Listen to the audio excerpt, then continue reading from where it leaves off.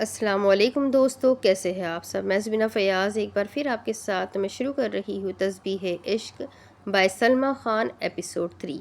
शुरू करने से पहले हमेशा की तरह कहूँगी कि अगर आप मेरे चैनल पर नए हैं, अब तक चैनल को सब्सक्राइब नहीं किया, प्लीज़ चैनल को सब्सक्राइब कर ले, बेल आइकन को ज़रूर दबा दें और कमेंट करके मुझे ज़रूर बताएं कि आपको ये नावल कैसा लग रहा है। साथ ही मुझे ये भी ज़रूर बताएं कि आप किस कंट्री से मेरे वीडियोज़ को वॉच करते हैं।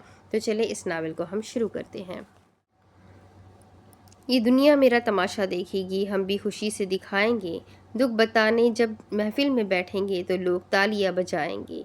कैसे मैं अपने दुख के अफसाने सुनाऊं लोगों को, वो तो मेरी दुख की महफिल में भी तालियां बजाएंगे। तमन्ना परेशानी से आगे के बारे में सोच रही थी। उसको समझ नहीं आ रहा था अब क्या होगा, क्योंकि इतना तो मनान को जानती थी कि वो हर किसी बर्दाश्त नहीं करेगा कि उसकी बहन के साथ गलत हो। और जितना उसने उस लड़की पर जुल्म होते हुए देखा था, उससे खुद भी सब्र नहीं हो रहा था। वो सीधा अपने भाई के कमरे में गई थी। शाज़िम मोबाइल में नज़र जमाए कुछ देख रहा था। जब दरवाजे से तमन्ना को आते देखा तो मोबाइल को एक तरफ रखकर उसकी तरफ मुतवज्जा हुआ, मगर उसके चेहरे पर नाराज़गी वो साफ तौर पर देख चुका था। और फिर नरमी से उससे मामला पूछने लगा तो वो सोफे पर बैठते हुए नाराज़गी से बोलना शुरू हुई। भाई, आप इतने जालिम कैसे हो सकते हैं? आपने तो कहा था कि आप बिलावजह की रस्मों को नहीं मानते, मगर आपने उसी में से ही वनी की एक रस्म को मानकर उस लड़की को अपने निकाह में ले लिया। अगर निकाह में ले लिया है तो उसकी हिफाजत भी तो करे। पूरा दिन जानवरों की तरह उस पर जुल्म होता है, मगर आप चुपचाप तमाशाई बनकर देख रहे होते हैं। क्या आपको ज़रा अफसोस नहीं होता उस लड़की पर? और अब आप एक और जुल्म करने जा रहे हैं, उस लड़की के ऊपर सौतन लाकर। भाई, आप तो इतनी बेरहम नहीं थे।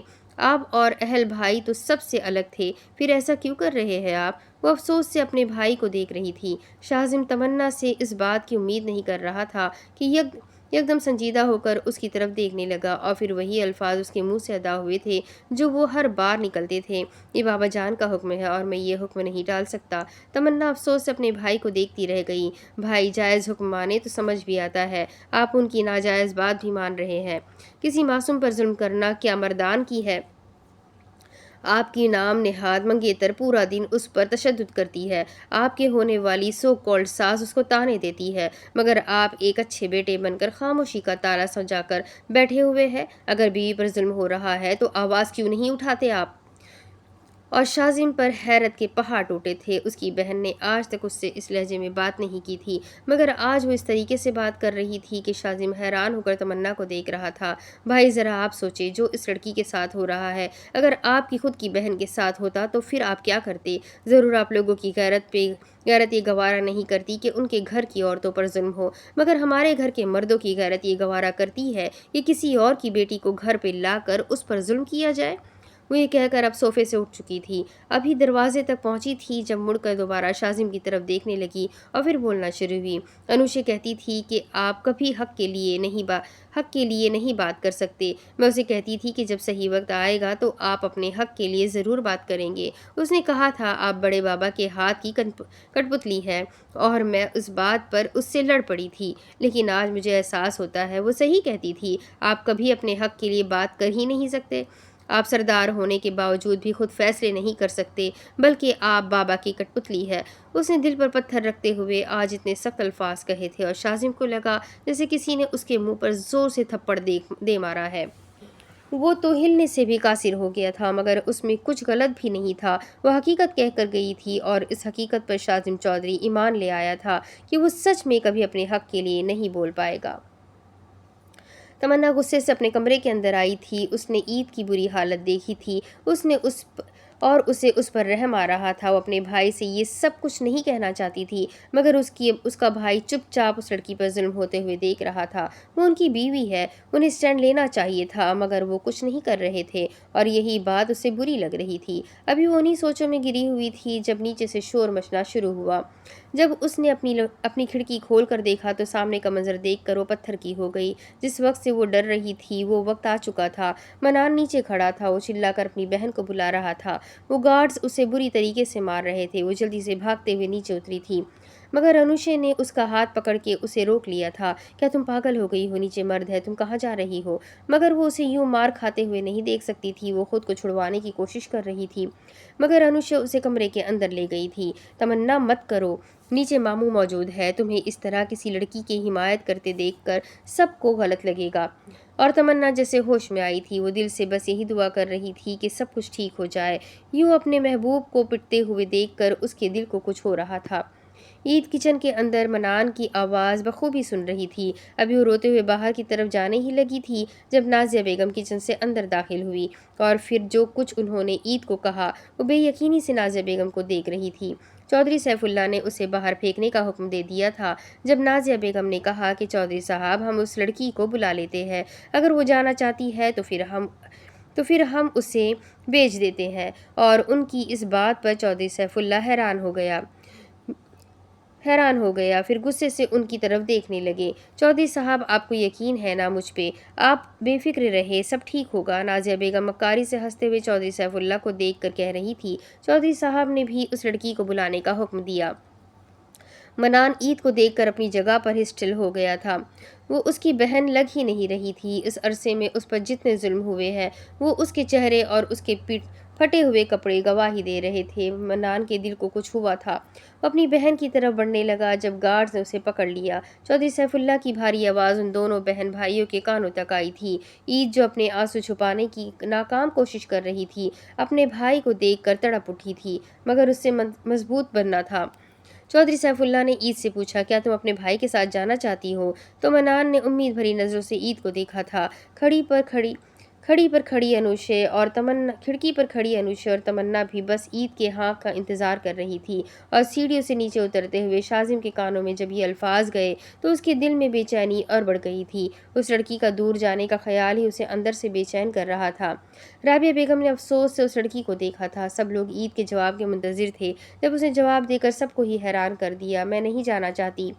मैं यहाँ पर अपनी खुशी से रह रही हूँ और मैं किसी मनान को नहीं जानती। मेरे लिए मेरे सारे रिश्तेदार पहले ही मर चुके हैं, इसलिए खुदा के लिए अगली बार कोई इस हवेली में मेरे लिए ना आए।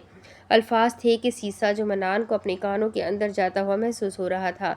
उसकी जान से बढ़कर बहन उसे ये कह रही थी। वो यकीन नहीं कर पा रहा था। तमन्ना और अनुशे ने खुद को बेयकीन नज़रों से देखा था, मगर वो अगले ही पल सारा मामला समझ गई थी जब नाजिया बेगम के चेहरे पर फातिहाना मुस्कुराहट थी।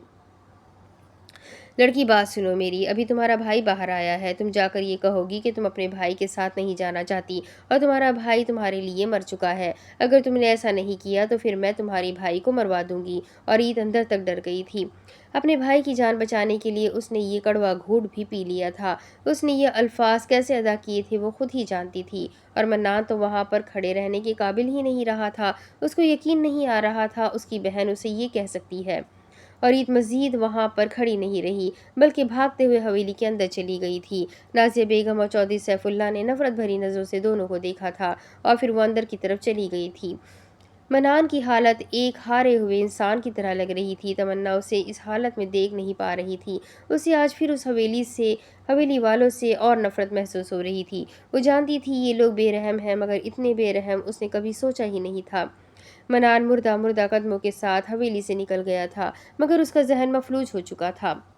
उसके पास जीने का बस एक वाहिद सहारा उसकी बहन थी। वो अपनी बहन के लिए जिंदा था और उसकी बहन ने आज उसे मुर्दा कर दिया था। वो हवेली से निकलता जा रहा था। कहाँ जा रहा था? क्या मंजिल थी उसकी? और कहाँ तक उसे जाना था? वो कुछ भी नहीं जानता था। उसकी समझने की सलाहियत ख़त्म हो चुकी थी। वो चलते चलते रोड तक आ चुका था। गाड़ियाँ उस रोड से गुजरती जा रही थी, मगर उसे कोई फ़र्क ही नहीं पड़ता था। वो अभी चल ही रहा था जब अचानक से एक गाड़ी उसे टक्कर मारने ही वाली थी। गाड़ी की स्पीड बहुत ज़्यादा थी और वो रफ्तार के साथ आगे बढ़ती जा रही थी। मनान को किसी चीज़ का कोई होश नहीं था। अभी वो गाड़ी उसके करीब आने ही लगी थी जब किसी दो मजबूत हाथों ने उसे पीछे की तरफ खींचा था। मनान एक झटके के साथ उस वजूद के साथ ज़मीन बोस हुआ था। जब नज़रें उठाकर उस इंसान को देखा तो आंखों में अजनबियत थी। वो भी परेशानी से उस लड़के को देख रहा था और फिर अपनी भारी आवाज़ में बोलना शुरू हुआ, क्या तुम पागल हो गए हो? मरने का इतना शौक है तो फिर पानी में क्यों नहीं कूद जाते? वो सामने बहती हुई झील की तरफ इशारा करते हुए बोल रहा था। मनान खाली खाली नज़रों से देखा था। उसे गोया उन बातों से फ़र्क ही नहीं पड़ता था। जब उस लड़के ने मनान का हाथ देखा जो पत्थर पर ज़ोर से लगने की वजह से छिल गया था और अब उसमें से खून निकल रहा था, वो परेशानी से मनान को हॉस्पिटल चलने का कह रहा था, मगर मनान तो उसको सुन ही नहीं रहा था, वो बस सामने ही लेके जा रहा था। वो कहीं से भी आज पुराना वाला अब्दुल मन्नान नहीं लग रहा था, बल्कि उसकी पूरी दुनिया ही लुट चुकी थी। और फिर उस वजूद ने फ़ोन उठाकर अपने आदमी को कॉल किया। सामने से आदमी ने जवाब दिया कि गांव का हॉस्पिटल आज बंद है, और इस वजूद को बहुत गुस्सा आ रहा था। वो इस हालत में उस लड़के को यहाँ पर भी नहीं छोड़ सकता था, इसलिए वो उसे अपने साथ ले जाने लगा। और मनान चुपचाप उसके साथ जा रहा था। उसे कुछ भी नहीं पता था वो कौन इंसान था, कहाँ ले जा रहा था, कहाँ क्या वो उसकी मदद कर रहा था या फिर क्या, वो कुछ भी नहीं समझ रहा था। थोड़ी देर बाद गाड़ी एक बहुत बड़ी हवेली के सामने रुकी थी। जैसे ही सिया गाड़ी रुकते हुए सब ने देखा, सब लोग बाहर आ चुके थे। खानज़ादा अय्यूब अपने बेटे को देखकर खुशी से आगे बढ़ रहे थे। हाँ, वो और कोई नहीं बल्कि खानज़ादा अय्यूब का दूसरा बेटा शाहज़ेब खानज़ादा था, जो आज अमेरिका से अपनी पढ़ाई मुकम्मल करके पाकिस्तान आया था। मगर रास्ते में उसने एक लड़के को रोड पर चलते हुए देखा था। वो नज़रअंदाज कर देता, मगर वो लड़का रोड के बीच में चल रहा था। शाहजेब को कुछ गलत होने का एहसास हो रहा था, इसलिए उसने अपनी गाड़ी रोकी और उस लड़के को अपनी तरफ मुतवज्जा करने लगा, मगर वो लड़का शाहजेब की बात सुन ही नहीं रहा था। शाहजेब ने झंझलाते हुए उसकी तरफ अपने कदम बढ़ाए और पीछे से एक गाड़ी को उस लड़के की तरफ बढ़ते हुए देखा, तो फिर भागते हुए उस लड़के को बचा लिया। उसकी हालत देखकर उसे तरस भी आ रहा था, मगर हॉस्पिटल में डॉक्टर्स नहीं थे, बल्कि हॉस्पिटल ही बंद था, जिस वजह से उसे हवेली लाना पड़ा। शाहवेज खानज़ादा अपने भाई से गले मिल रहा था और फिर बारी बारी वो सबसे मिला था, मगर सब लोग हैरान शाहजेब के साथ उस लड़के को देख कर हो रहे थे। खानज़ादा अय्यूब को लग रहा था शायद वो शाहजेब का कोई दोस्त हो जो अमेरिका से उसके साथ आया हो, क्योंकि दिखने में वो लड़का कोई शहजादा मालूम हो रहा था। खानज़ादा अय्यूब के ख़ानदान में सारे लोग ही पुरकशिश और खूबसूरत थे, और उस लड़के के भी नए नक्श बिल्कुल खानज़ादा वालों जैसे थे। ज़ैनब बेगम को थोड़ा सा शक होने लगा, मगर ख़ुद को तसल्ली देते हुए वो अपना जहन दूसरी तरफ मरकूज़ कर चुकी थी, क्योंकि अगर वो जो सोच रही थी ऐसा हो गया तो फिर खानज़ादा हवेली का जश्न पूरा गांव देखता। शाहजेब ने जब सबको अपनी तरफ सवालिया नज़रों से देखता पाया, तो फिर खुद ही जवाब देने लगा, और फिर शुरू से लेकर आखिर तक उसने सब लोगों को बता दिया कि ये लड़का उसे कैसे मिला था। उसकी हालत देखकर सब लोगों को ही उस पर बहुत तरस आ रहा था। खानज़ादा अय्यूब उस लड़के की तरफ आए और फिर उससे मामला दरियाफ्त करने लगे, मगर वो कुछ भी नहीं कह रहा था, और बाज़ खानज़ादा ने कहा कि उसे थोड़ा वक्त दिया जाए, शायद ये ठीक होकर हमें कुछ बता सके। और फिर सब लोगों ने उसे वक्त देने का फैसला किया। उसके लिए गेस्ट रूम तैयार कर दिया गया था। सब लोगों को शाहजेब के पाकिस्तान आने की खुशी थी, मगर अब उस लड़के को इन हाल में देखकर उन सबको उस लड़के की भी बहुत फिक्र हो रही थी। मफरा और हरम तो उस लड़के को देखकर ही हैरान हो गई। यार, आज जो मैंने टर्किश ड्रामा देखा था ये बिल्कुल उस ड्रामे के हीरो की तरह लग रहा है, मफरा ने हैरान होते हुए हरम से कहा था। हरम ने भी इस्बात में सर हिलाया था। वो दोनों मुस्कुराकर उसको देख रही थी। जब हमें हुमैरा बेगम की आवाज़ दोनों के कानों तक आई, भाई है तुम दोनों का, खबरदार तुम लोगों ने किसी गलत नज़र से उसे देखा है। और हुमैरा बेगम की इस बात पर दोनों ने मुंह बनाया। अल्लाह अल्लाह अम्मी, क्या हम आपको छिछोरे लगते हैं? आखिर हम भी खानज़ादा अय्यूब की भतीजी है, हुस्न में कोई हमारे मुकाबले नहीं। हरम ने एक अदा से कहा था। हाँ, बिल्ली के ख्वाब में चिचड़े। मफरा भी उसे चिढ़ाते हुए अब वहाँ से आगे की तरफ बढ़ गई थी। पीछे हुमैरा बेगम दोनों को घूरती रह गई।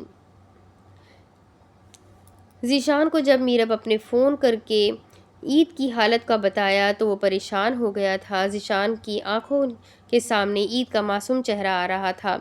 वो तो ईद को पसंद करता था। वो अच्छे से जानता था कि उसकी माँ कभी भी नहीं मानेगी, मगर वो ईद के लिए हर हद पार करने को तैयार था। मगर वक्त ने क्या सितम ढा दिया था। उसकी मोहब्बत उसकी होने से पहले ही उससे बिछड़ गई थी, और मज़ीद तकलीफ़ तो उसे इस बात पर हो रही थी कि उसने खुद अपनी मोहब्बत को किसी और के हवाले किया था, क्योंकि वजह वही बना था।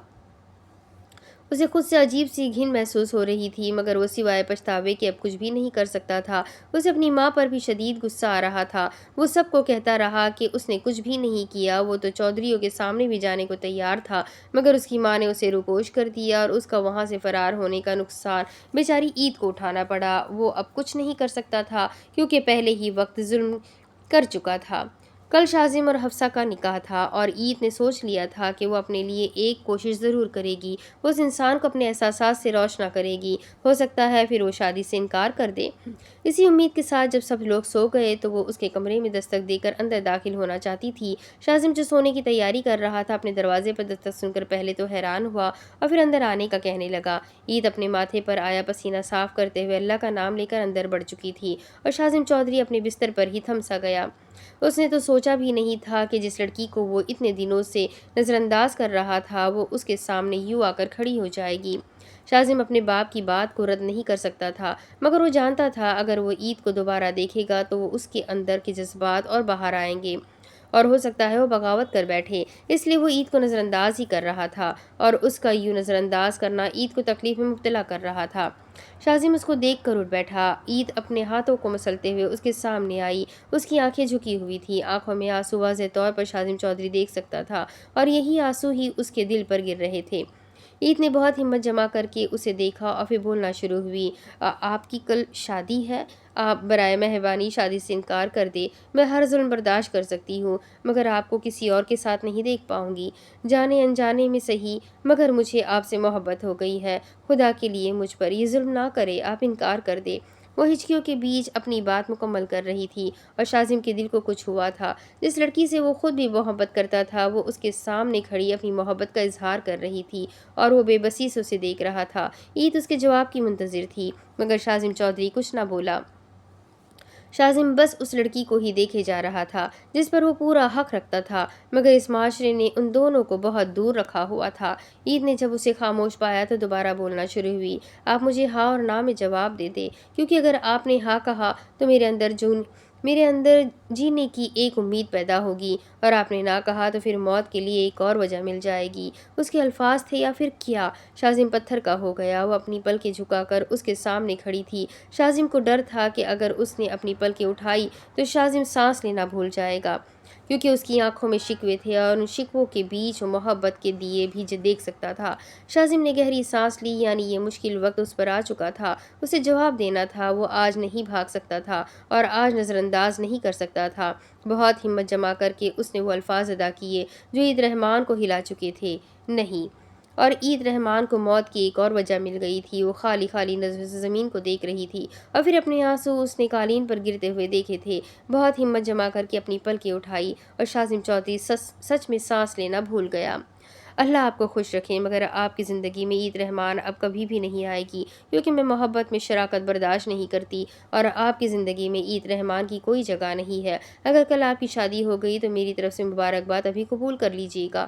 شاید کل پھر سے یا تو آپ مجھے نظر انداز کریں یا پھر عید رحمان آپ کو کہیں نظر ہی نہ آئے، اور اگر آپ کو کسی کی موت کی اطلاع ملے تو انا للہ و انا الیہ راجعون کہنے کے بعد اپنے ہاتھوں سے اس وجود کو قبر میں دفن کر دیجیے گا۔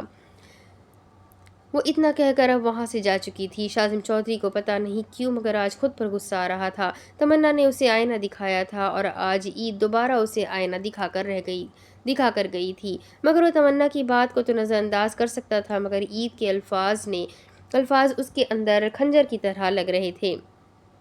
وہ وہی بیڈ پر گرنے والے انداز میں لیٹ گیا۔ اسے پتہ نہیں کیوں کل سے خوف محسوس ہو رہا تھا۔ اسے لگ رہا تھا کہ وہ کل سب کچھ کھو دے گا، پتہ نہیں کیوں مگر اسے کل کا دن خود کی بربادی کا دن لگ رہا تھا اور اس بات کا جواب کل ہی ملنا تھا۔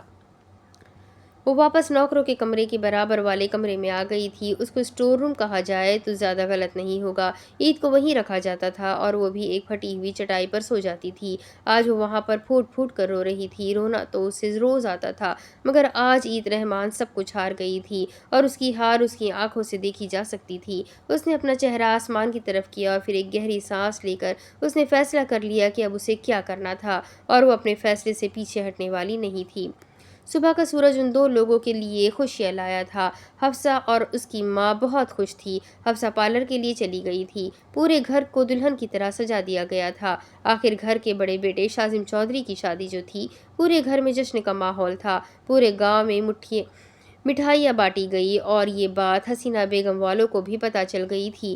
میرب کو جب یہ بات پتہ چلی کہ عید کے شوہر کی دوسری شادی ہو رہی ہے تو وہ سمجھ گئی تھی عید کی حیثیت وہاں پر کچھ خاص نہیں ہے۔ وہ تو ہمیشہ یہی دعا کرتی تھی کہ شاذم بھائی کے دل میں عید کے لیے محبت آ جائے اور وہ اس کے لیے سب سے لڑ جائے، مگر یہاں تو سب الٹا ہو گیا تھا۔ اسے اپنی ماں سے اب مزید نفرت ہو رہی تھی۔ منان کا بھی کچھ پتہ نہیں تھا، اسے منان کی الگ فکر ہو رہی تھی۔ وہ منان سے محبت کرتی تھی اور اس کی محبت صرف اس کی ماں کی وجہ سے اس سے دور ہو گئی، اور عید بہنوں سے بڑھ کر تھی اس کے لیے، اور اس کی ماں نے اس کے کردار کو خراب کرنے کی کوشش کی تھی اور اس کو سزا بھی سنا دی۔ اسے تکلیف ہو رہی تھی، وہ بس عید کے لیے دعا کر رہی تھی۔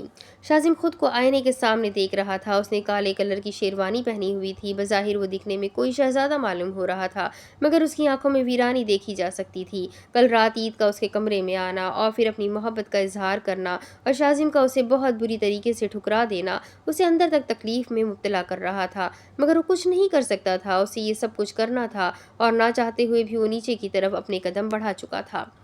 وہ دل میں دعا کر رہا تھا کہ عید کو وہ نہ دیکھے، ورنہ ہو سکتا ہے اس کے دل کی دنیا بالکل ہی بدل جائے اور وہ پھر اس فیصلے سے پیچھے ہٹ جائے، اور وہ اس فیصلے سے نہیں ہٹنا چاہتا تھا۔ نیچے آیا تو قاضی صاحب اور مزید مہمان بیٹھے ہوئے تھے۔ سب کے اترے ہوئے چہرے بخوبی دیکھ سکتا تھا، لیکن ابھی تک حفصہ وہاں پر نہیں آئی تھی۔ نازیہ بیگم کان پر موبائل لگائے مسلسل اسے فون ملانے کی کوشش کر رہی تھی، مگر وہ فون اٹھا ہی نہیں رہی تھی۔ حفصہ کے ساتھ انہوں نے زحال کو بھیجا تھا، مگر کسی کا فون لگ ہی نہیں رہا تھا۔ اب تو چودھری سیف اللہ کو بھی پریشانی ہو رہی تھی۔ جب انہوں نے نازیہ بیگم سے حفصہ کا پوچھا تو وہ یہی کہنے لگی کہ بس آنے ہی والی ہوگی۔ نکاح کا وقت گزرتا جا رہا تھا۔ انہوں نے اہل کو پارلر جانے کا کہا تھا، مگر اس کا بھی ابھی تک کوئی پتہ نہیں چل رہا تھا۔ تھوڑی دیر بعد وہ جب داخلی دروازے سے اندر آتے ہوئے نظر آیا تو اس کے ساتھ زحال بھی موجود تھا جن کے ماتھے پر پٹی بندھی ہوئی تھی۔ رابعہ بیگم زحال کو سنبھالتے ہوئے اب اہل کی طرف متوجہ ہوئی تھی، مگر اہل کچھ بول ہی نہیں رہا تھا۔ نازیہ بیگم تڑپ کر اس کی طرف بڑھی اور حفصہ کے بارے میں پوچھنے لگی، مگر حفصہ کا کوئی نام و نشان بھی وہاں پر موجود نہیں تھا۔ زحال نے اپنے آنسو صاف کرتے ہوئے بہت مشکل سے لفظ ادا کیے تھے، مامی جان ہم لوگ وہیں پر ہی موجود تھے، اور پھر اچانک سے حفصہ کو کسی کا فون آیا۔ وہ پریشان لگ رہی تھی اور شاید کسی سے بحث کر رہی تھی۔ میں نے جب پوچھا تو اس نے مجھے چپ رہنے کا کہہ دیا، اور پھر وہ پریشانی سے ادھر ادھر ٹہلنے لگی۔ جب میں نے اسے پریشان دیکھا تو دوبارہ ہمت کر کے پوچھا، مگر وہ کچھ سننے کو تیار ہی نہیں تھی، اور پھر اسے ایک فون آیا۔ وہ بے چینی سے اس فون کو اٹھا کر پھر پارلر کے باہر جانے لگی۔ مجھے لگا شاید آپ لوگوں میں سے کسی نے فون کیا ہو، تو میں بھی اس کے ساتھ جانے لگی۔ تو اس نے کہا کہ تم یہیں رکو، میں آتی ہوں۔ میرا بھی تھوڑا کام رہتا تھا، اس لیے اس پارلر والی نے مجھے وہیں پر ہی بیٹھنے کا کہہ دیا۔ میں بھی اس کا انتظار کرتی رہی، مگر وہ نہیں آئی، اور پھر چوکیدار نے ایک لفافہ میرے حوالے کیا۔ جب میں پریشانی سے اسے ڈھونڈنے کے لیے باہر نکلی تو وہ کہیں بھی نہیں تھی۔ چوکیدار نے کہا کہ وہ کسی گاڑی میں بیٹھ کر چلی گئی اور یہ لفافہ مجھے دینے کے لیے کہنے لگی۔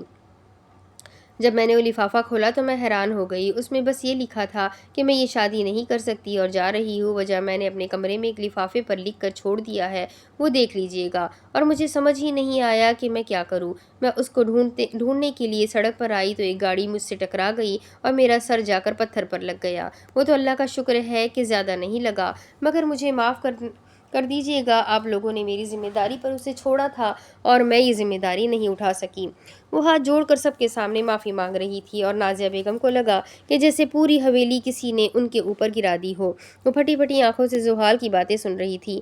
یہ نہیں ہو سکتا، یہ شادی اس کی مرضی سے ہو رہی تھی، ایسا ہرگز نہیں ہو سکتا۔ وہ تو شاذم سے محبت کرتی تھی، وہ کیسے جا سکتی ہے؟ اور تم یہ کہہ رہی ہو کہ میری بیٹی کسی اور کے ساتھ بھاگ گئی؟ میری بیٹی ایسا ہرگز نہیں کر سکتی۔ ضرور اس کے ساتھ کچھ غلط ہوا ہے، وہ چیختے ہوئے سب کو بتا رہی تھی۔ انوشا جلدی سے حفصہ کے کمرے میں گئی اور سائڈ ٹیبل پر لفافہ رکھا ہوا تھا جو وہ نیچے لے آئی تھی۔ شاذم کی آنکھوں میں کوئی تاثر نہیں تھا۔ جب وہ لفافہ نیچے لائی تو پھر پڑھنا شروع ہوئی۔ امی، میں شاذم سے محبت کرتی تھی، مگر میں کسی کی دوسری بیوی بن کر نہیں رہ سکتی۔ اس کی آنکھوں میں نے اپنے لیے کبھی محبت نہیں دیکھی بلکہ ناگواری دیکھی ہے، اور میں ایسے انسان کے ساتھ زندگی ہرگز نہیں گزار سکتی جو مجھ سے محبت نہیں کرتا۔ اور ویسے بھی مجھے ایک ایسا انسان مل گیا ہے جس کے ساتھ میں خوش رہ سکتی ہوں، جس کی آنکھوں میں میرے لیے محبت ہے، اس لیے میں جا رہی ہوں۔ اب کوئی بھی مجھے تنگ نہ کرے۔ میں اپنی خوشی اور اپنی مرضی سے جا رہی ہوں۔ اگر آپ لوگوں نے کچھ بھی کیا تو میں پولیس کے پاس چلی جاؤں گی اور مقدمہ چلا دوں گی۔ کیا آپ لوگ میرے ساتھ زبردستی کر رہے ہیں؟ اور مجھے پوری امید ہے کہ بڑے ابا اپنے گھر کی عزت کو یہ پولیس اسٹیشن میں رلتے ہوئے نہیں دیکھ سکتے، اس لیے مجھے ڈھونڈنے کی کوشش مت کیجیے گا۔ آپ کی بیٹی حفصہ۔ انوشا نے خط مکمل کیا تو نازیہ بیگم وہیں اپنا دل پکڑ کر صوفے پر گرنے والے انداز میں بیٹھ گئی۔ رابعہ بیگم جلدی سے آگے بڑھ کر انہیں سنبھالنے لگی، کیونکہ آج وہ کوئی ڈرامہ نہیں کر رہی تھی، آج سچ میں انہیں صدمہ ہوا تھا۔ وہ پھٹی پھٹی آنکھوں سے سب لوگوں کو دیکھ رہی تھی، جن کی آنکھوں میں اس کی بیٹی کے لیے ناگواری واضح طور پر دیکھی جا سکتی تھی۔ وہ اپنا سر جھکا کر اپنے کمرے کی طرف بھاگ گئی تھی۔ اس وقت وہ کسی کا سامنا نہیں کر سکتی تھی۔ چودھری سیف اللہ نے بھی کہہ دیا تھا کہ اگر وہ اپنی مرضی سے گئی ہے تو ٹھیک ہے، ہم میں سے کوئی اس کو نہیں ڈھونڈے گا، مگر ہمارے لیے وہ اب مر چکی ہے۔ ہم نے ہی غلط کیا تھا اسے بیجا چھوٹ دے کر۔ ہم نے اسے اپنی بیٹیوں سے بھی بڑھ کر رکھا تھا، مگر وہ ہماری عزت کو یوں رون کر چلی گئی، ہم سوچ بھی نہیں سکتے تھے۔ چودھری سیف اللہ کی سست آواز سب کے کانوں میں آئی تھی۔ سیڑھیوں پر چڑھتے ہوئے نازیہ بیگم کے کانوں نے بھی یہ آواز بخوبی سنی تھی۔ وہ اپنے آنسو ضبط کرتے ہوئے کمرے میں بند ہو چکی تھی۔ پیچھے آدھی مہمان جا چکے تھے، بس خاندان کے ہی چند لوگ بچے تھے۔ چودھری سیف اللہ کی آواز دوبارہ ان سب کے کانوں میں گئی تو سب لوگ اپنی جگہ پر ساکت ہو گئے۔ قاضی صاحب واپس جانے والے تھے، مگر چودھری سیف اللہ نے ان کو روک لیا، یہ کہہ کر کے نکاح ہوگا۔ اگر حفصہ بھاگ گئی ہے تو کیا ہوا، ابھی اسی وقت شاذم کا نکاح زحال سے ہوگا۔ زحال اور شاذم اپنی جگہ پر پتھر کے ہو گئے۔ شاذم کو لگا کہ وہ اب اور برداشت نہیں کر پائے گا۔ چودھری سیف اللہ نے زحال سے پوچھا تو اس نے اپنا سر جھکا دیا۔ ماموں جان، میں نے آج تک آپ کے کسی فیصلے کو رد نہیں کیا۔ اگر خاندان کی عزت بچانے کے لیے مجھے اپنی قربانی دینی پڑے تو مجھے کوئی اعتراض نہیں ہے۔ آخر بات عزت پر آ گئی تھی اور وہ اپنے گھر کی عزت یوں جاتے ہوئے نہیں دیکھ سکتی تھی، اس لیے وہ چپ چاپ مان گئی۔ البتہ شاذم بے چینی سے وہاں سے جانے لگا تھا جب چودھری سیف اللہ کی آواز دوبارہ اس کے کانوں تک آئی، شاذم تمہارا نکاح بھی ہوگا، تم کہاں جا رہے ہو؟ شاذم اپنی جگہ پر پتھر کا ہو گیا۔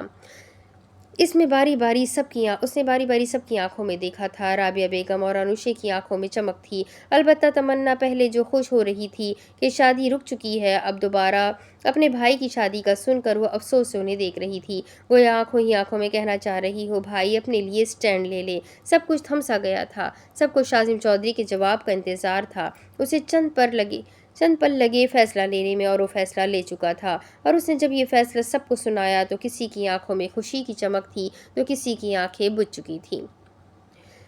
میڈم، سر نے منع کیا ہے آپ کو باہر کی چیزیں کھانے سے، مگر آپ ماننے والی ہی نہیں ہے۔ وہ ملازم اپنی میڈم کو سمجھا رہی تھی، ارے یار، ایک تو تم اور تمہارے وہ سر، مجھے بھوک لگی ہے، مجھے پیزا کھانا ہے، بات ختم، اور جا کے بتا دو اپنے سر کو، میں نہیں مانوں گی ان کی بات۔ وہ خفگی سے کہتے ہوئے اب پیزا اپنے منہ میں ڈال چکی تھی، اور بیچاری ملازمہ بے بسی سے اپنی مالکن کو دیکھ رہی تھی۔ جب وہ پیزا ختم کر چکی تھی اور پھر اس نے فون اپنے کان سے لگائی جس پر اسپیشل ون کا نام جگمگا رہا تھا، اس نے مسکراتے ہوئے کان سے لگایا تو سامنے سے بھی ایک نرم اور ایک دلکش آواز آئی تھی، شاہ، آپ نے آج وعدہ کیا تھا کہ آج آپ ہمیں باہر لے کے جائیں گے، ابھی تک تو آپ آئے ہی نہیں ہے، پھر کب جائیں گے؟ وہ منہ بناتے ہوئے بول رہی تھی، اور سامنے فون پر وہ وجود مسکرایا۔ ابھی وہ لڑکی اسی میٹھے بھرے لہجے میں اس سے بات کر رہی تھی جب اس وجود کے پیچھے کسی نسوانی آواز کو سنا تو اس کے تاثرات ایک دم سخت ہوئے۔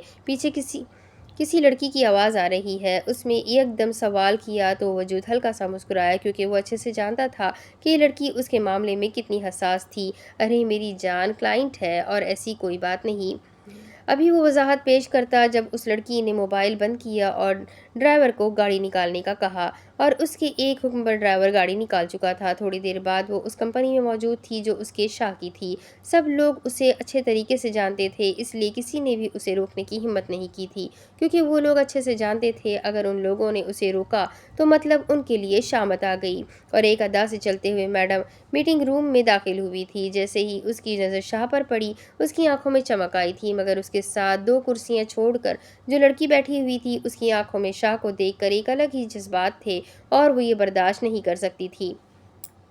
وہ جلدی سے چلتے ہوئے اپنی شاہ کی طرف آئی اور محبت بھرے لہجے میں اس سے کہنے لگی، شاہ، ہم سے انتظار ہی نہیں ہو رہا تھا، آپ جانتے ہیں نا ہم آپ سے کتنی محبت کرتے ہیں، ہم آپ کو اپنی آنکھوں سے اوجھل ہوتے ہوئے نہیں دیکھ سکتے۔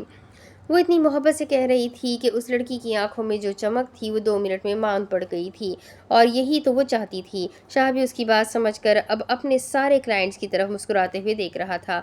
میں نے تعارف نہیں کروایا، یہ لڑکی میری منگیتر ہے، معاویہ شاہ کی دل پر راج کرتی ہے، یہ اور اس کا نام عید رحمان ہے اور بہت جلد عید معاویہ شاہ بن جائے گی۔ وہ مسکراتے ہوئے سب سے تعارف کروا رہا تھا۔ عید کی مسکراہٹ اور گہری ہو گئی، وہ تو معاویہ پر فدا ہوئے جا رہی تھی اور پھر معاویہ نے اپنی اتنی بڑی میٹنگ اپنی اس جان کے لیے کینسل کروائی اور بیچ میں ہی چھوڑ کر اس کے ساتھ باہر نکل گیا تھا۔ وہ ایسا ہی تھا، عید کے لیے وہ اپنا بڑے سے بڑا نقصان بھی بہت آسانی سے کر دیتا تھا اور اسے فرق بھی نہیں پڑتا تھا۔ عید اس کے دل کی دھڑکن تھی جسے وہ چاہ کر بھی نہیں کھو سکتا تھا، اور عید معاویہ کے لیے اتنی حساس تھی کہ وہ کسی لڑکی کو اس کے ساتھ برداشت نہیں کر سکتی تھی۔ اس کی یہی سوچ تھی کہ معاویہ شاہ پر صرف عید رحمان کا حق ہے۔ اگر کسی نے بھی معاویہ شاہ پر حق جتانے کی کوشش کی تو وہ اس انسان کو ہی ختم کر دے گی۔ وہ دونوں مسکراتے ہوئے اب ایک ریسٹورنٹ کے اندر داخل ہو چکے تھے۔ لوگوں نے مڑ مڑ کر ان دونوں کو دیکھا تھا۔ آخر معاویہ شاہ کو کون نہیں جانتا تھا، بزنس کی دنیا میں ایک مشہور نام۔ اس کی اتنی کمپنیز تھی کہ شاید گننا بھی مشکل ہو جائے۔ صرف پاکستان میں نہیں بلکہ بیرون ملک بھی اس نے اپنا کام اچھا خاصا پھیلایا ہوا تھا۔ پاکستان کے امیر لوگوں میں اس کا نام شامل ہوتا تھا۔ ہر لڑکی اس کی ایک نظر کے لیے ترستی رہتی، مگر اس کی محبت، اس کی نظریں صرف اس کی عید کے لیے تھی۔ عید نے اپنے پسند کا کھانا منگوایا تو معاویہ نے اسے گھور کر دیکھا، جس پر وہ اس کے گال پر چٹکی کاٹنے لگی۔ شاہ، آپ جانتے ہیں نا مجھے یہ پرہیزی کھانا نہیں پسند، مجھے بھوک لگ رہی ہے اس لیے میں نے یہ آرڈر کیا ہے، اب آپ منع مت کیجیے گا۔ وہ منہ بناتے ہوئے اور کیوٹ لگ رہی تھی۔ معاویہ نہ چاہتے ہوئے بھی اس کی بات پر مسکرایا اور پھر اسے اجازت دینے لگا۔ کچھ دنوں سے عید کی طبیعت خراب تھی کیونکہ وہ باہر کی چیزیں زیادہ کھاتی تھی، جس پر ڈاکٹر نے سختی سے منع کیا تھا کہ اسے باہر کی چیزیں نہیں کھانے دینی، مگر وہ جانتی تھی کہ اپنے شاہ کو کیسے منانا ہے۔ معاویہ بھی اب اپنے کھانے میں مصروف ہو چکا تھا۔ وہ دونوں اپنی ہی باتوں میں مصروف تھے جب اچانک سے ریسٹورنٹ کا شیشہ ایک گولی کی آواز سے ٹوٹا تھا۔ پورے ریسٹورنٹ میں شور برپا ہو گیا، سب لوگ ادھر ادھر بھاگنے لگے۔ عید نے ڈرتے ہوئے معاویہ کا ہاتھ پکڑ لیا تھا۔ معاویہ نے عید کو سب سے بچاتے ہوئے گاڑی میں بٹھا دیا۔ شاہ، آپ کہاں جا رہے ہیں؟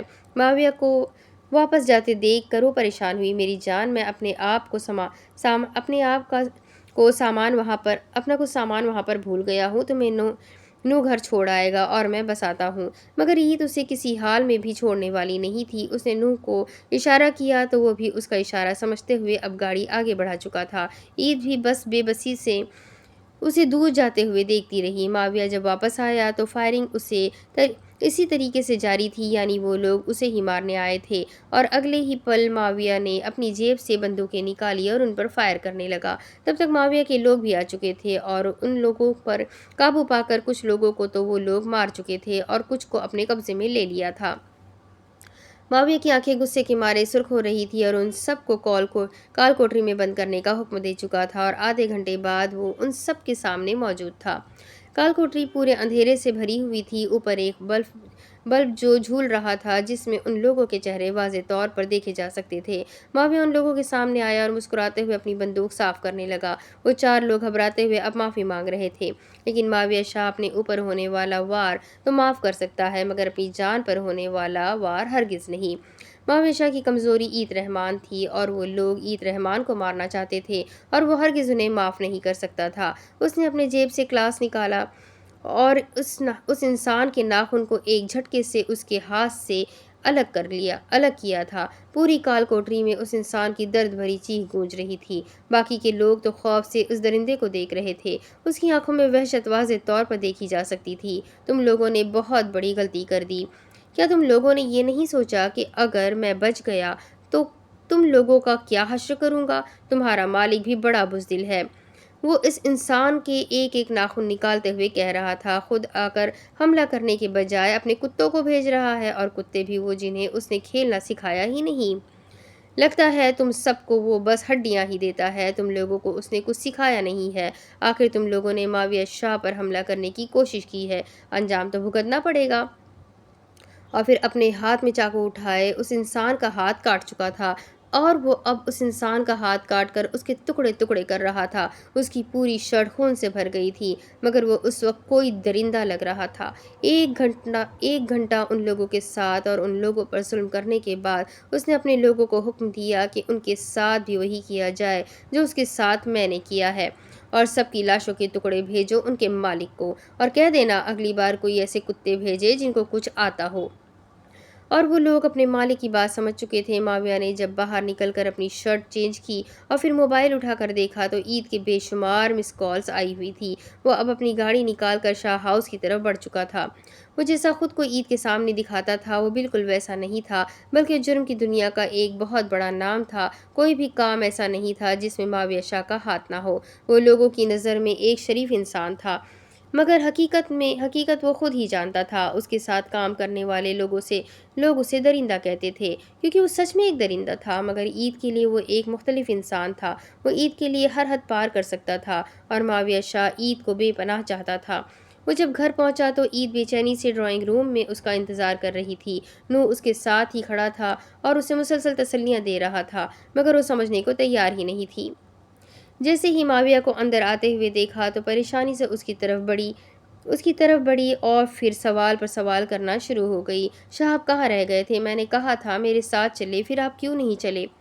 اور وہ لوگ کون تھے؟ کہیں وہ آپ کو تو نہیں مارنے آئے تھے؟ شاہ مجھے بتائے، مجھے پریشانی ہو رہی ہے۔ وہ پریشانی سے ماویہ کو دیکھ کر کہہ رہی تھی۔ ماویہ ہلکا سا مسکرایا، پھر اس کے گال تھپتھپاتے ہوئے بولا، ارے شاہ کی جان، مجھے کچھ بھی نہیں ہوا۔ کچھ لوگوں کا نقصان ہو گیا تھا تو میں نے ان کا نقصان پورا کرنے گیا تھا، اور دیکھو اب میں تمہارے سامنے ہوں اور صحیح سلامت ہوں۔ تم اتنا پریشان مت ہوا کرو، کیونکہ تم پریشان ہوتی ہوئی اور خوبصورت لگتی ہو، اور میری نیت کا تو ویسے ہی تمہیں پتہ ہے، اس لیے مجھے بہکایا نہ کرو۔